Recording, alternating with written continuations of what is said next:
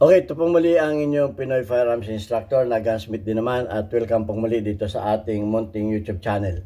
Bago po tayo magpatuloy at magpasalamat sa inyo ay gusto ko lang munang basahin ang ating content ngayon mula sa katanungan ni Boy Max. Ang sabi ni Boy Max ay magandang araw po sir. Legal po ba ang mag-bird hunting dito sa Pilipinas gamit ang airgun? Salamat po sir. O ito, yung mga may airgun dyan, nakagaya nito. Usong-uso na ngayon sa Pilipinas. Tingnan natin ang batas. Pero yan ay, nagpapasalamat ako doon sa mga tanong ninyo dahil pati ako ay natututo. Dahil napipilitan tayo mag-research. Actually, hindi ko naman talaga alam ang kasagutan lahat dyan sa mga personal kong sagot. Kaya, siyempre, magre-research tayo, lalo tigit pagdating sa batas. Sasabihin naman ng iba dyan, hindi ka naman abogado, gagawa-gawa ka ng batas. Binabasa lang naman natin yan. Yung iba, nagagalit. Kinukontra pa tayo. Pati yung pagbasa natin, pamali-mali daw. Ay siya. Ay, pasensya na. Kung hindi ninyo maintindihan yung aking binabasa, ay problema na ninyo yun. Binasa ko lang naman yan eh. Okay, so yan. At gusto ko lang muna kayong pasalamatan sa inyong pagla-like at pag-share dahil nadadagdagan yung ating revenues.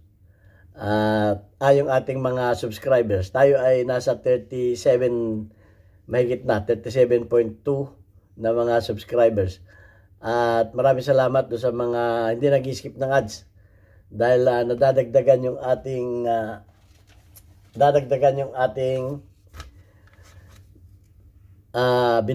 yung ating pantulong, yung ating revenues na tinutulong natin do sa ating 6 na beneficiaries. Meron tayong 6 na estudyante na anak ng mga single parent na binibigyan natin ng allowance para makapagpatuloy ng pag-aaral. At maraming salamat din sa nagpadala dito sa ating GCash number. Huwag po ninyong tawagan yan para bumili ng baril. Wala po kaming ibinibintang baril. Yan po yung aking anak na tesorera ko.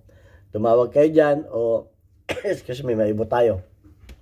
Tumawag kayo dyan o mag-message kung kayo ay may padadalang tulong sa ating mga beneficiaries para kayo ma-recognize ng ating YouTube channel. Kagaya ni Aljon Dating at Jubet Francisco. At maraming salamat lalo tigit kay Sir Peace America. Dahil malaki ang naitulong nyo Sir sa pagpapadala naman sa ating premiere videos. Okay, pagpalain kayo ng Panginoon at sana marami pa kayong matulungang mga less fortunate na mga kabataan. Okay, punta na tayo dito sa katanungan ni Max Boy. Pwede ba daw ang legal ba daw ang bird hunting gamit ang airgun? Salamat po. General na natin, kahit hindi airgun, kahit anong klaseng pagbi-bird hunting, kasi yung iba dyan, baka sabihin naman bawal yung airgun.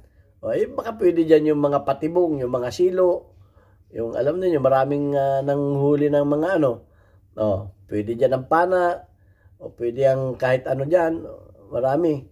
Tingnan natin kung ano yan. So, tingnan na natin agad yung yung batas. Sabi ay, except as provided in the act. Okay, tingnan din natin At sabi dito it shall be unlawful. Pag sinabing unlawful ay labag sa batas. Okay, unlawful to hunt, kill, captured. Captured. Yung hunt or kill, kasama na dyan yung ginamit ng baril o ano man, pana. Yung captured, yung mga nagsisilo, yung mga patibong, any protected bird. Ayan, any protected bird tingnan natin mamaya kung ano yung mga protected bird. Or mammal, kasama na yung mga hayop. By means of artificial light, yung gumamit ng artificial light. Swivel gun, yan, kasama na yung swivel gun. Or any means of a shotgun, larger than number 10 gauge, malaki, yung mga shotgun. Or any gun other than which can be fired from a shoulder. Yung mga fired from a shoulder, yung mga ginagamit dito, fired from a shoulder, ito, kamukha ng mga rifle yan. Or by means of airplanes, aba, kasama pa yung airplano ha, or any sort, or to shot. O, kahit anong klaseng ginamit mo dyan para yan ay mapukul. O, kasama dyan, tirador. Okay, basta bird hunting. Ang sabi dito ay, tanungin natin, is bird hunting legal in Philippines? Tingnan din natin mamaya kung pwede ba yung makakakuha ba tayo ng license. Sabi dito ay, we call on the Republic to help protect these birds. Hunting of wildlife, including birds, is illegal and punishable under Provision Act, Republic Act. Excuse me. Ayun, may batas pala. Hunting wildlife, including birds, is illegal. Illegal. Ano yung mga ibon? Hindi ko alam ito. Kandangaho. Kandangaho, hindi ko alam yun. Owl, o yung mga owl. Yung crow, o uwak. Mga sparrow, English sparrow. Galasian, and mayas. O kasali pala yung maya, nakikita ko sa Facebook. Ay pag kayo nahuli-huli ng, alam ko nanguhuli nito, DNR. O pag kayo natsimpuan ng DNR, ay madadali kayo ng batas nito. Ang sabi repealed by Act 3730. Ay nung 1930 pa pala ito, itong act na ito. Repealed by Act 3730, 1930.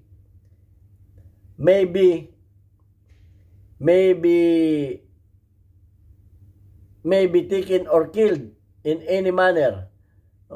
Basta kinuha ninyo ng sa anumang pamamaraan at any season of the year. Ay, wala palang season. At any season of the year. Tingnan din natin. So, yan. 3730. Act 3730.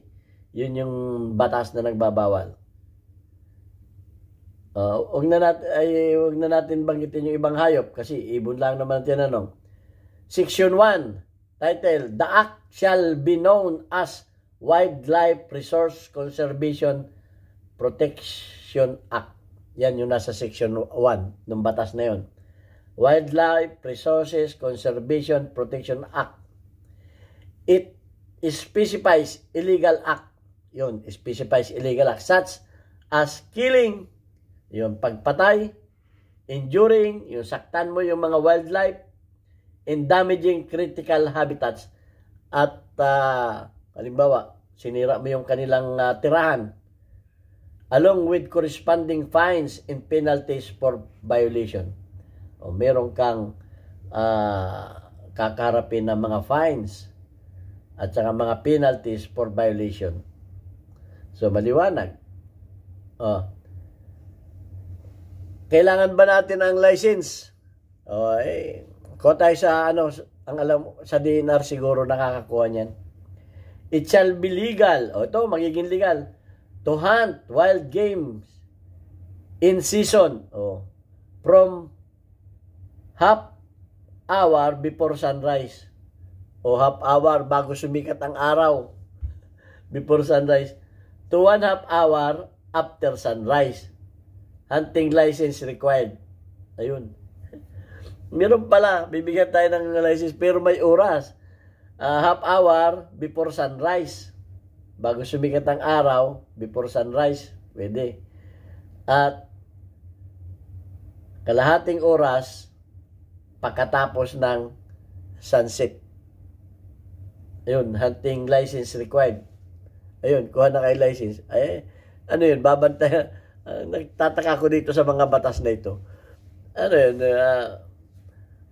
may nagro-ronda ba sa ating kagubatan? Pero mabuti na yung sumusunod tayo sa batas. Alam mo itong mga batas na ito, hindi ito pinapansin sa atin eh. Walang lalo sa mga probinsya, sa mga gubat-gubat sa amin eh. Ubos na yung mga ubos na yung mga ibon eh. Pero magtataka kayo dito sa Kuwait. Ang bato-bato nandyan lang sa mga highway, nandyan sa tabi ng kalsada. Oo, kasi mahigpit dito ang batas eh. Ang lalaki dito, yung mga bato-bato, ang dami dito. Andyan lang, kasi pag ikaw nahuli dito, sa atin eh, maluwag ang batas eh. Maluag. Pero dito sa Kuwait, hindi nga ako makapaniwala nung pagdating ko pa sa Saudi noon. Nandun dyan lang yung mga ang babait, parang mga kalapati lang. Kahit dito sa palibot namin dito, ang daming mga bato-bato. So, sa atin, kahit maya, mahirap nang makita. So, yun. Ang sabi dito sa batas.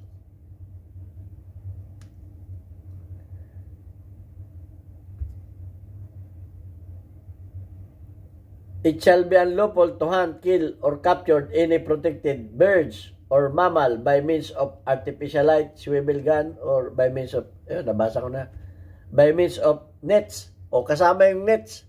Di ba, may nakikita tayo dyan yung naglalagay ng net. Kasama yung net. In the cases of birds. At nabasa ko rin dito, kahit yung mag-alaga ka, i-capture mo tapos alagaan mo. Kinakailangan mo ng permit. Hindi ko nga alam yung mga nakikita ko sa Facebook. Siguro naman, yung nakikita ko sa Facebook, may mga nagbibinta pa nga rin. Kasi may mga, may mga game bird rin. Kinakailangan din siguro niya ng Alam ko, may permit yan. Kasi sa amin, may hinuli ng DNR.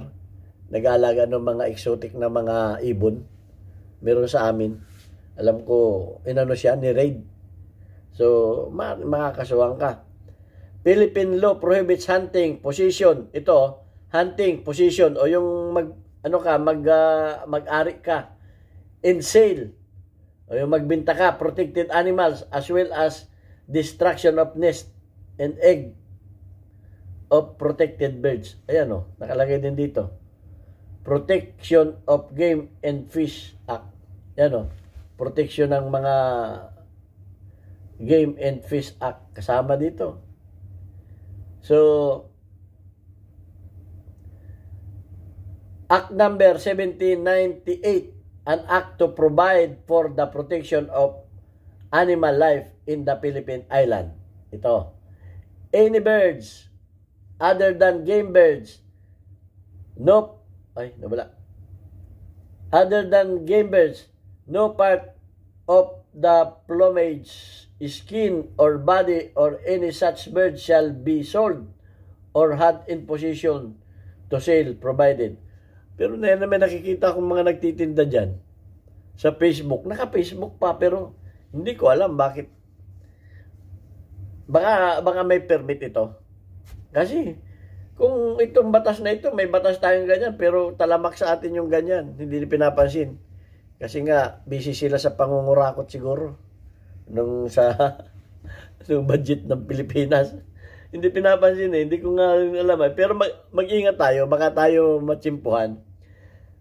Kasi nandyan kumuha na tayo ng permit sa Bureau of Animal.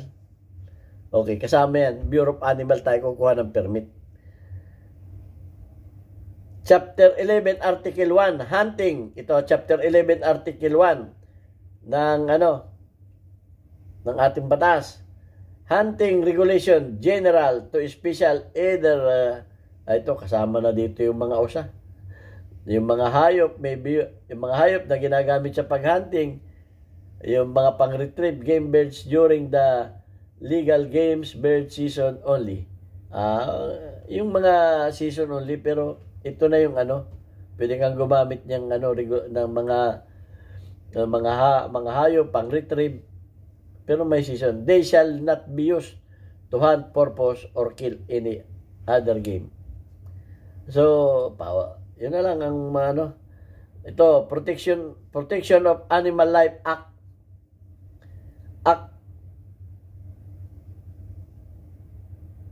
Ito pa, Act number 2590, Philippine Laws, Statutes, and Codes.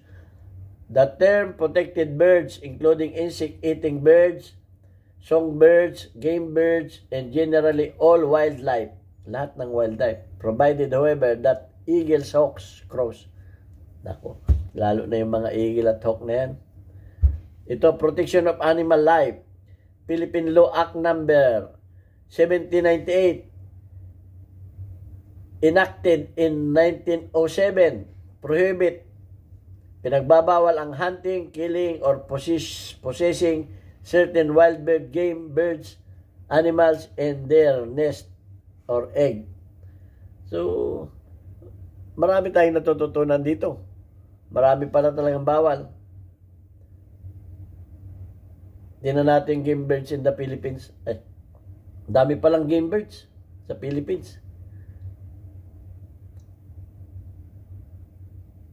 So, ayan. Ito yung Anger in the Philippines as hunter post picture killed threatened birds in their website. Ito yung mga yung mga nakasuhan na.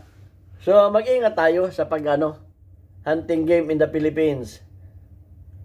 Are there any places in the Philippines that one can hunt game, say with gun? Can one even own a gun, take gun out of the home, etc.